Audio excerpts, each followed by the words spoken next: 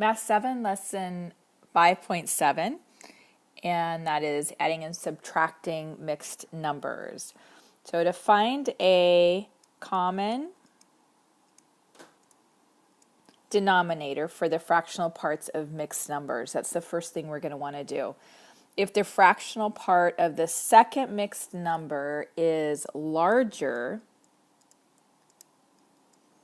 than the fractional part of the first mixed number, you need to regroup one of the whole numbers as a fraction in order to subtract. And I'll show you what I mean by that. So take, for example, I have 8 and 2/9, and I'm subtracting 4 and 7/9. So the way that you do this is you first subtract your fractions. So going straight across, I'm going 2 minus 7, which I can't do.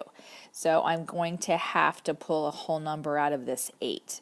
So that would look like 7 plus 1, which was our 8 here, and then the 2/9 right here. And the reason I did that is because I'm going to turn this 1 right here, as you'll see over here, into 9/9 so that I can now subtract. So now this number is 7 and 11/9 right here minus 4 and 7/9. So now I can subtract my 11 and my 7, and I get a 2, and my denominator is 9, and then I subtract my whole number. 7 minus 4 is 3. And we'll do some more examples of this so you can get a better idea of what I'm doing here. Secondly, if we're subtracting a mixed number from a whole number, we regroup one of the whole numbers as a fraction in order to subtract. So again, an example of this would be if I had 14 minus 10 and 3/10. So I subtract my fractions, and I don't have a fraction here to subtract. That's a 0 as far as fraction goes. So I need to pull out a fraction. So I'm going to turn this 14 into 13 plus 1, and this 1 right here I'm going to turn into 10/10.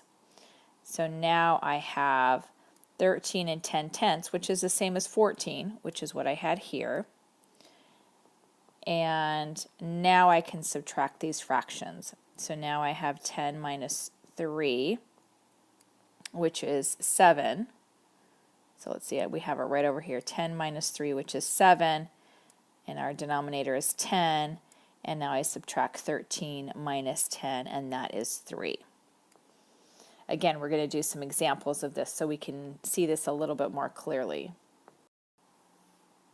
Okay, let's do some examples, adding or subtracting mixed numbers.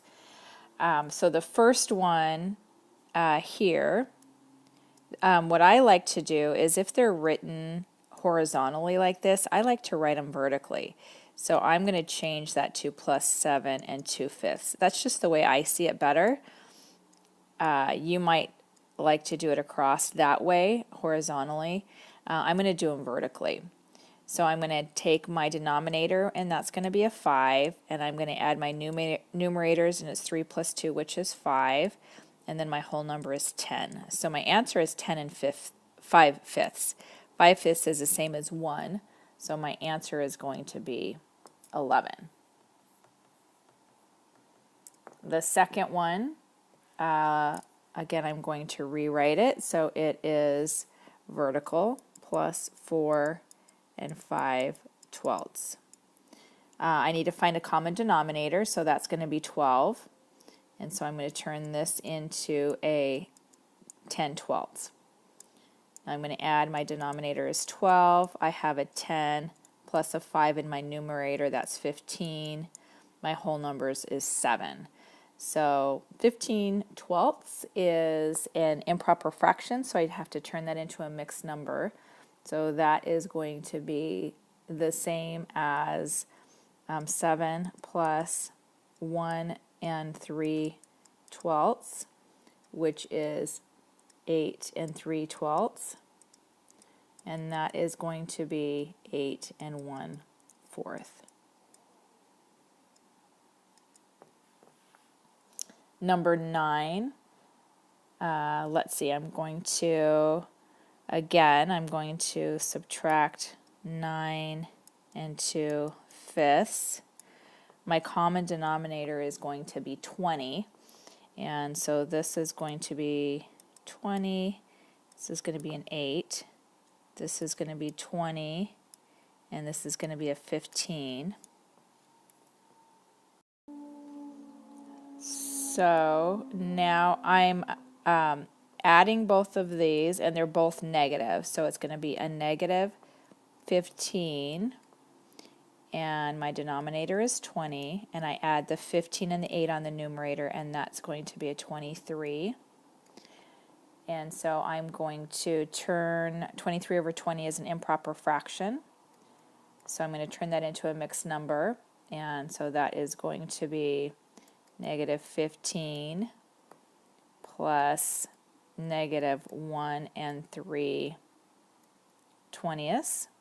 which is going to be negative 16 and 3/20. Number 10, which is our fourth example, I see that I have, so I'm subtracting right here, and a 2 minus 7 I can't do, even though I have a common denominator. So I'm going to rewrite this way, 5 and 2/9 minus 8 and 7/9. So I'm going to have to borrow 1 here, and I'm going to turn that into 9/9, the one that I borrowed. And that's going to give me 11/9. So now I'm going to subtract, I have a 9 as a denominator, and my 11 minus my 7 is going to be 4. And then I have 4 minus 8 is going to actually be a negative 4. So my answer is going to be, let me write it so we can see it better, negative 4 and 4/9. The next one, negative 8 and 2/15 minus 4 and 7/15. This is the same. We can look at this as the same as adding a negative 4 and 7/15. I think it's a little bit easier to see it that way. Negative 8 and 2/15 plus negative 7, negative 4 and 7/15. So let's go ahead and I'm just going to change this, move this right here, and I'm going to write it down. So I'm going to say plus negative 4 and 7/15. I think it's easier to see it that way. So we need to add our, we have a common denominator, which is 15. We add our numerator, which is 9, and our negative 8 plus our negative 4 is going to be a negative 12. And then we just reduce that down, is negative 12 and 3/5. The next one, let's see, with these two, and you have a negative and negative, that's going to be a positive. So we're actually just adding everything. We need to find our common denominator of our 5 and our 10, which is going to be 10. So that means we are going to turn this into a 10, and then this would be a 6. So we have 20 and 6/10 plus 13 and 9/10. So we add our fractions first. Our denominator is 10, our numerator is 15. Our whole number is 33. Our fraction is an improper fraction, so that is the same as 33 plus 1 and 5/10. So that would be 34 and 5/10. 5/10 is the same as a half, so 34 and 1/2.